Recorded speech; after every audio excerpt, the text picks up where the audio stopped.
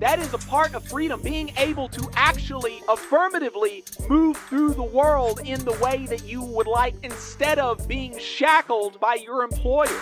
Which side are you on? Which side are you on? There was this big H-1B conversation.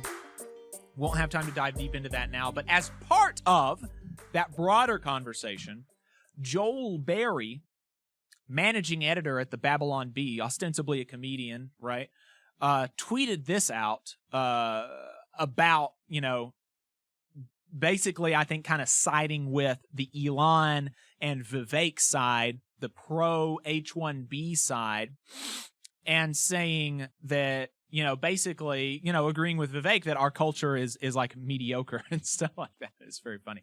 He said, quote, "I see UAW workers striking for a 4-day work week and marvel at how pathetic it is. I think, do these people not realize how hard people in the rest of the world work just to afford to eat? Do they not understand what our founding fathers gave up to win freedom for their children? Do they not realize that this paradise we've built in the West came at a cost and that it comes attached to profound responsibilities?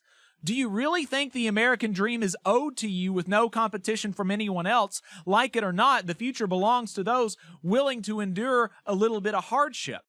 He continues, "Victim culture is pathetic, it's anti-American, and every culture that succumbs to it ruins itself. Don't fall prey to voices on the right or left who prey on racial resentment and self-victimization. It's the spirit of Cain, and it will destroy your culture and your soul." And so presumably then, he's talking about we have profound responsibilities to sacrifice our bodies at the altar of mammon. That's the only thing that you can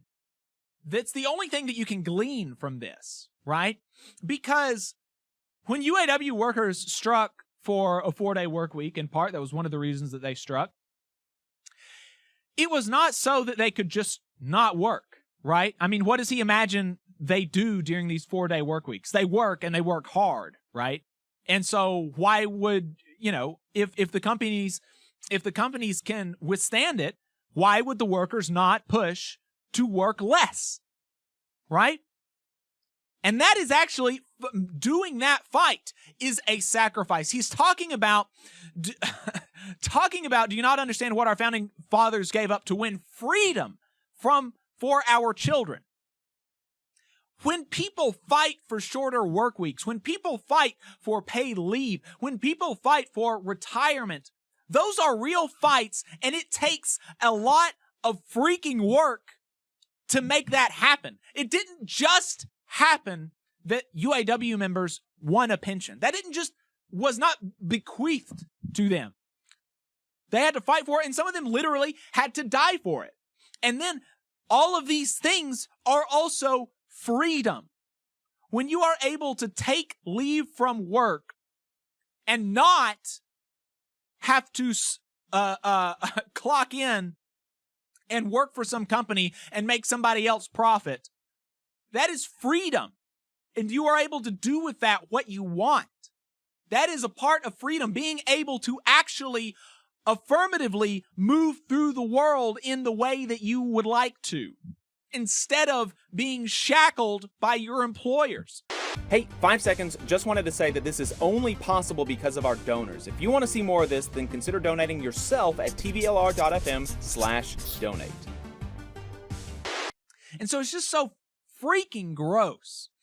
And, of course, there's an easy hit here because this guy, he's a comedian, managing editor for the Babylon Bee, hardy hearts. It's, this guy doesn't actually work hard.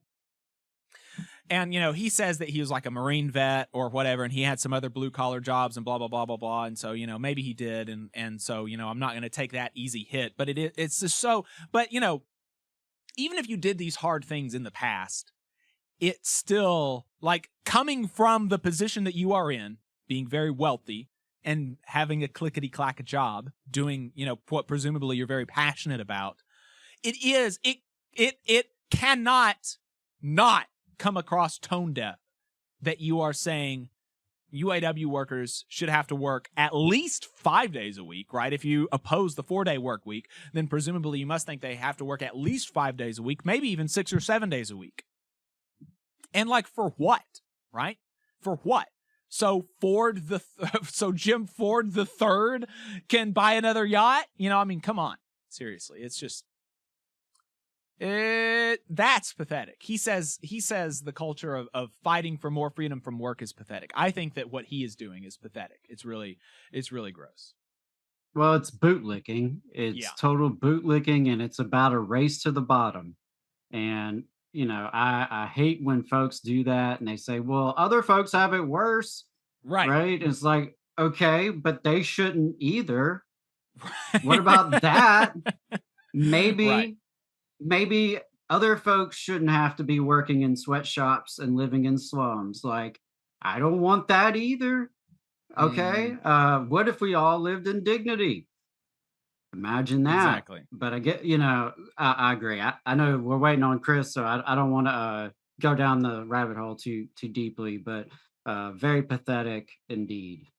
Scott in the chat says, I don't understand what freedom are you talking about if you are forced to work 40, 50, 60 hours a week. Indeed. Miguel says, good companies are out there with great pensions, matching 401k, good retirement, health care, all that, and they don't need a union to treat their employees well. It's just good business practices. I would challenge you to show me a company that has a pension plan that doesn't have a union, that still has a pension plan and their employees are not unionized. They are not common. I don't even know if they exist at all anymore, frankly. But also all of those other things, to the extent that they exist. And sometimes, you know, I'm not going to sit here and pretend that every non-union job is bad. But generally speaking, it's just a fact. It's just a fact that union jobs are better. Union workers get paid more money. Union workers are more likely to have health care. Union workers are more likely to have a pension, more likely to have a 401k, more likely to have leave from their job, have safer working conditions. Union mines have like a 80% less fatality rate than non-union mines, right, in the United States. And so, you know, it's all better when workers have a say on the job. And that's all that a union is. It is like workers have some amount of control on the job and some voice. And it's not all at the discretion and the whim of the employer. I think it's fundamentally unjust where you have these situations where employers can just willy-nilly dictate all of the terms and conditions of employment and can change them whenever they want for whatever reason. I think that is unjust and it's bad in and of itself. You just saw a clip from the Valley Labor Report. We are live every Saturday morning from 9:30 a.m. till 12:30 p.m. And we pride ourselves on keeping all of our content free to everybody so that we can talk to as many working folks as possible. If you support the work that we're doing, you think that it's important, you think that it's good, then consider making a monthly contribution to the project. And you can do that on our website, tvlr.fm.